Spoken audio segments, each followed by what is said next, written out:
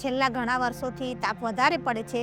તાપ વધારે પડે એટલે અમારા પાકને નુકસાન થાય છે. પાકને નુકસાન થાય છે એટલે અમારે રોજગારીમાં નુકસાન થાય છે. અમારો પાક ધોવાઈ જાય છે અને પાક બળી પણ જાય છે. અને રોજગારીમાં અસર પડે એટલે અમે એવું વિચારીએ કે હશે ભગવાનનો શ્રાપ હશે. સેવામાં જોડાયા તો અમે ખબર પડી કે આ શ્રાપ નથી, પણ આ તો ઘણા વર્ષોથી લોકોએ ખોટા પગલાં લીધા તેનું પરિણામ છે.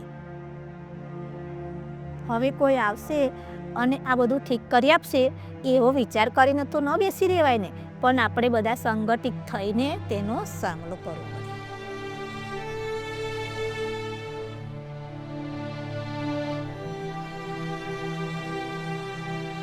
સ્વચ્છ આકાશ અભિયાન શરૂ થયા 2 વર્ષ થયા અને તેના દ્વારા બહેનોની રોજગારીમાં, આવકમાં, કામની પદ્ધતિ અને જીવનશૈલીમાં પાયાના ફેરફારો લાવી શક્યા છીએ. અને આ 2 વર્ષમાં અમે એ પણ જોયું છે કે જે વાતાવરણ બદલાય છે એનો બહેનો ભોગ બને છે. બહેનોનું કામ પણ ભોગ બને છે, પણ બહેનોને ખબર નથી કે આ વાતાવરણ કેમ બદલાઈ રહ્યું છે, આ ફેરફારો કેમ આવી રહ્યા છે અને આવનારા દિવસોમાં શું બદલાવની જરૂર છે.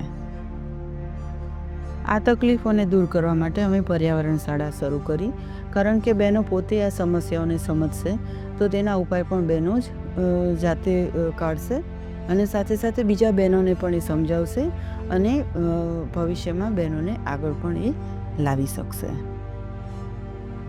पर्यावरणशाला के 2 मुख्य उद्देश्य हैं, समझ और उपाय।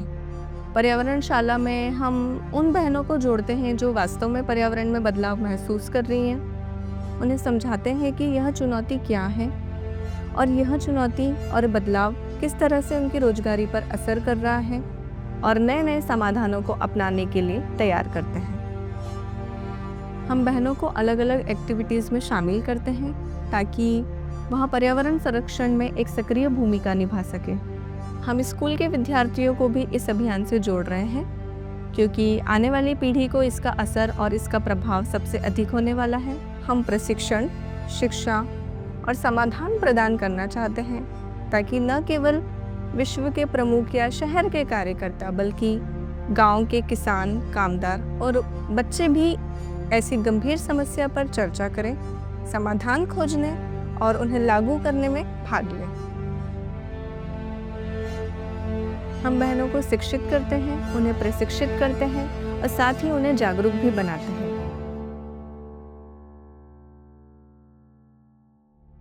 વિશ્વના વડાઓ અને મોટી કંપનીઓ જે ઉપાયો આપે છે એ અમલમાં લાવવી જરૂરી છે, પણ બદલાતા પર્યાવરણની સીધી અસર શ્રમજીવી કુટુંબો પર પડે છે, તો તેઓને સાંભળવું જરૂરી છે અને સમજાવવું જરૂરી છે.